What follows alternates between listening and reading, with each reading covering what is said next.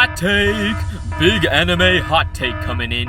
Jujutsu Kaisen was pretty overrated. I know.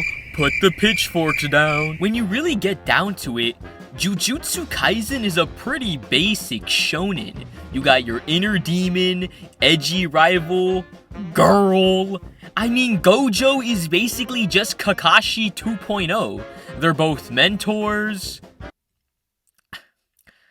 They both have white hair, and he's always there to save the main group, removing the conflict from the story. I just don't get the hype. It's pretty much everything we've already seen before. Nothing you wouldn't get out of any other shonen jump. 先生がいなかったら俺今頃死刑だったみたいよ。これは俺に限った話ではないです。正直私そこまで知らないのよね。俺の魂がそれを否定してんだよ。お前ほどの男が小さくまとまるなよ。俺たちは呪術師だ。自分が助けた人間が将来人を殺したらどうする。なんで俺が死刑なんだって思ってるよ。お前のせいだ。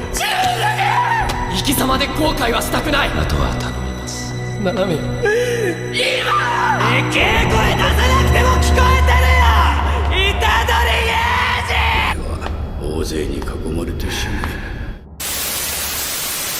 When we factor out the rabid 15-year-olds online screaming about how this is the best anime since sliced bread after watching like 2 shows, the general consensus of season 1 from the experts was that it was good, but it still had a lot to prove. It was just too early to decide at the time and didn't do that much in its 24 episodes to warrant being considered the next great shonen, you know, one of the GOATs. Now, I might have been a bit biased just because I was a manga reader, right? And as much as I wanted to rip my own head off every time I heard a big anti-tuber say that Jujutsu Kaisen is overhyped because I knew how much better it got, and you don't understand the complexities and nuances of Jujutsu cocksuck, you fucking idiot. Whew.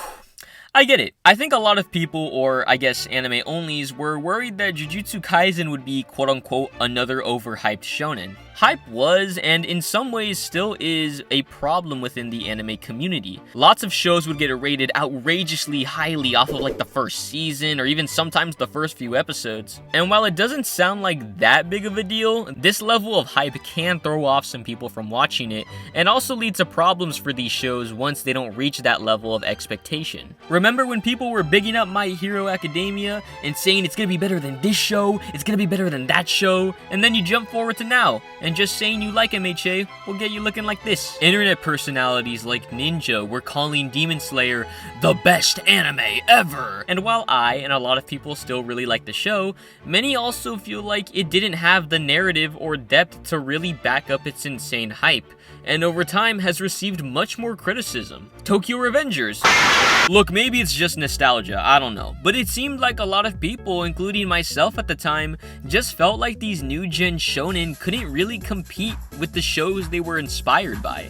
I think Banzai Pop put it pretty well. MHA, Black Clover, Demon Slayer, they're all good fun, right? But Yu Yu Hakusho, Hunter x Hunter, One Piece, the best moments of Naruto, those were the greats. I'm gonna bring up another point that a YouTuber made before me.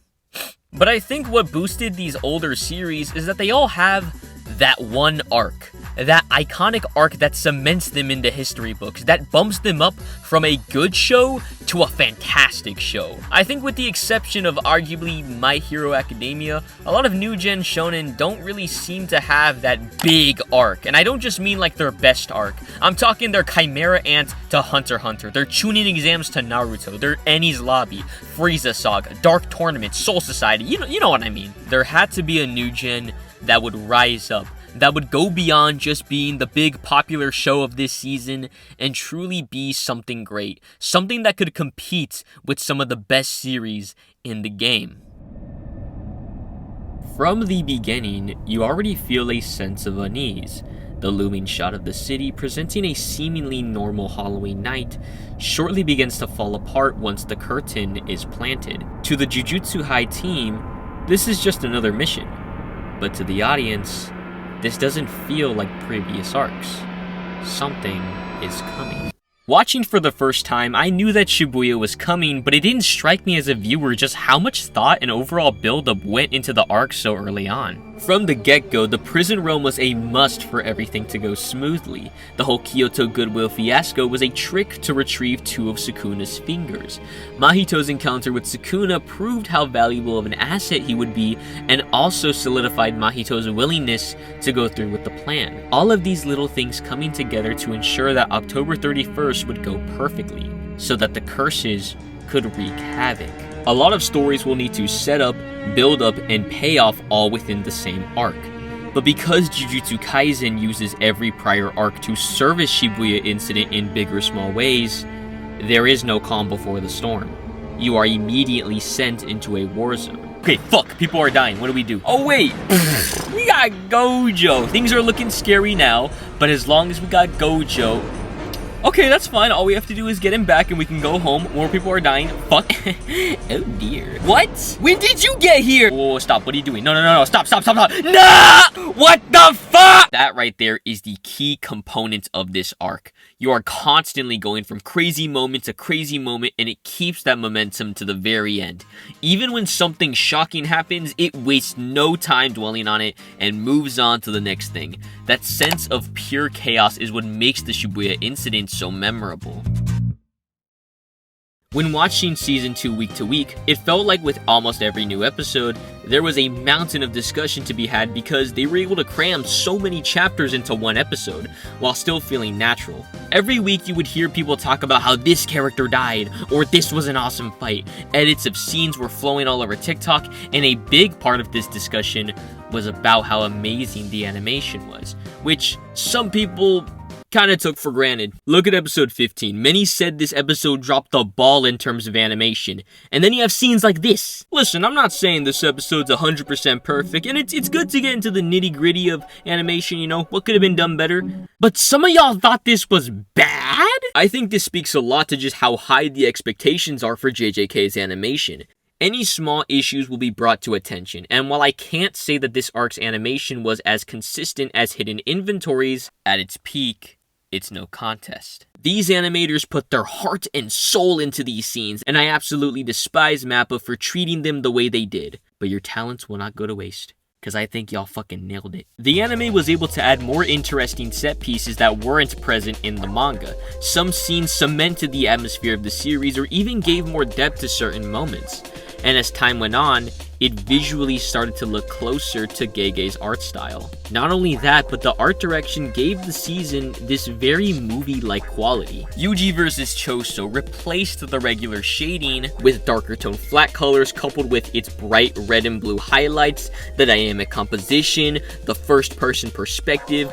All of this serves to give the episode such a unique vibe and makes this fight one of the best in the season. And then you just keep stacking on the calamity of Sukuna vs Jogo, the melancholy horror of Nanami versus the transfigured humans, the duality of Yuji versus Mahito.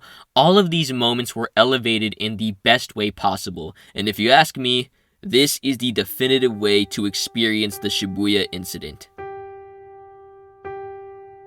Seeing all of this discourse around Season 2 made me really proud. The Shibuya incident is one of my favorite arcs in manga because it's a lot of things at once. It's exciting, it's dark, and in some ways, it's sad.